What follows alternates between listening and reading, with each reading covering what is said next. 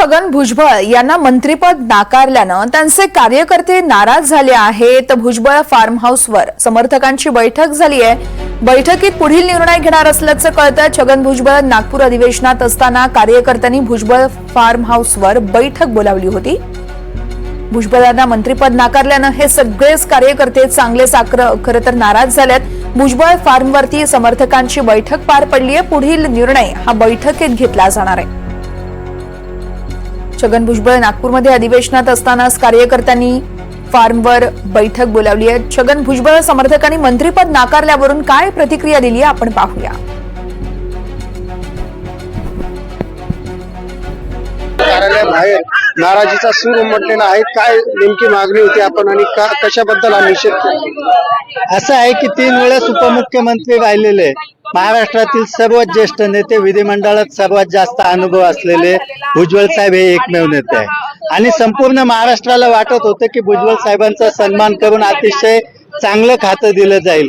किंबहुना असं देखील वाटत होतं की भुजबळ साहेबांना उपमुख्यमंत्री पद दिलं जाईल, परंतु अचानक भुजबळ साहेबांना मंत्रिपद न मिळाल्याने सर्व भुजबळ साहेबांवर प्रेम करणाऱ्या भुजबळ प्रेमींमध्ये नाराजीचा सूर पसरलेला आहे आणि या ठिकाणी आम्ही सर्वजण यासाठी आलेलो आहोत। आम्ही अजितदादांना या माध्यमातून विनंती करतोय की भुजबळ साहेबांचा सन्मान करावा आणि योग्य ते मंत्रिपद। आपल्याबरोबर युवक नेते अंबादासजी खैरे आहेत। काय नाराजी आणि काय आपण ठरवलं यामध्ये? नाराजी वगैरे काही नाही। सर्व पदाधिकाऱ्यांचं म्हणणं होतं की आपण अजितदादांकडे मागणी केली पाहिजे। या अनुषंगाने आज राष्ट्रवादी भवन येथे सर्व आम्ही भुजबळ समर्थक, समता परिषदेचे पदाधिकारी, राष्ट्रवादीचे पदाधिकारी सर्व जमून आज आम्ही अजितदादांसाठी निवेदन केलेलं आहे आणि त्या अजितदादांना आम्ही पाठवणार आहोत। काल देखील निषेध करण्यात आला काही ठिकाणी, या ठिकाणी टायर देखील जाळण्यात आलेले आहेत।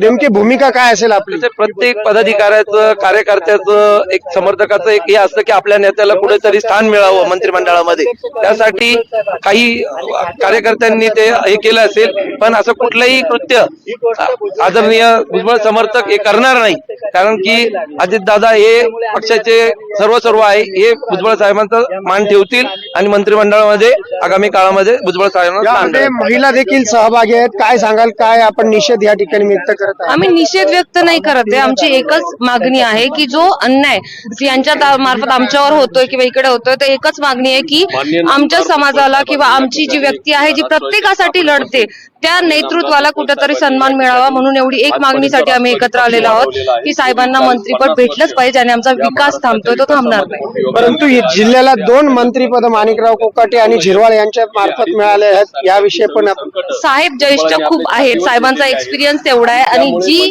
विकासाची कामं साहेब ज्या लेवलला करू शकता हे आमच्याच पक्षाचे आहेत, ते पण करणार, आम्हाला ती गॅरंटी आहे। पण साहेब कुठेतरी नसल्यामुळे ना ती कमतरता, ती उणीव आम्हाला भासून येते। तिच्यासाठी आम्ही मागणं करतोय की आम्हाला साहेब तिथे पाहिजे। दरम्यान याच सगळ्या घडामोडींवरती छगन भुजबळ यांच्याशी संवाद साधला आहे आमचे प्रतिनिधी सागर कुलकर्णी यांनी। आपण बघूया।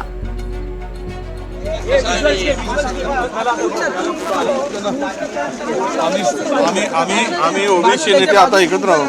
हो, पण ओबीसीचा वापर नेहमी केला जातो आणि ओबीसीवर अन्याय हा ओबीसीवर 5वीलाच पोचलेला आहे। आमचा वापर करायचे, आमची मतं घ्यायचे आणि सत्तेमध्ये मात्र वाटा देताना ओबीसीला डावलायचं हे नेहमीच होत आलेलं आहे आणि याही वेळेस ते झालेलं आहे। भुजबळ साहेब ओबीसीच्या विषयाला घेऊन लढणारे नेते आहे। आम्हाला पूर्ण अपेक्षा होती की ओबीसीचा नेता मंत्रिमंडळामध्ये, ओबीसीच्या प्रश्नाला घेऊन लढणारा नेता या मंत्रिमंडळामध्ये असेल, परंतु दुर्दैवानं या मंत्रिमंडळामध्ये भुजबळ साहेब नाही। हे मंत्रिमंडळाचं दुर्दैव आहे की ओबीसीचं दुर्दैव आहे? की तुम्हाला मुद्दाम आवडलं ओबीसी म्हणून? मी त्यांचा आभारी आहे। त्यांनी माझ्याबद्दल चांगले शब्द वापरले, मी त्यांचा आभारी। धन्यवाद। दोन्ही वडट्टीवार सांगतायत की ओबीसी आहे म्हणून नाकारले। दुसरीकडे सगळ्यात महत्त्वाची गोष्ट म्हणजे भुजबळ परत एकदा सांगतायत की मी जे सहानुभूती मला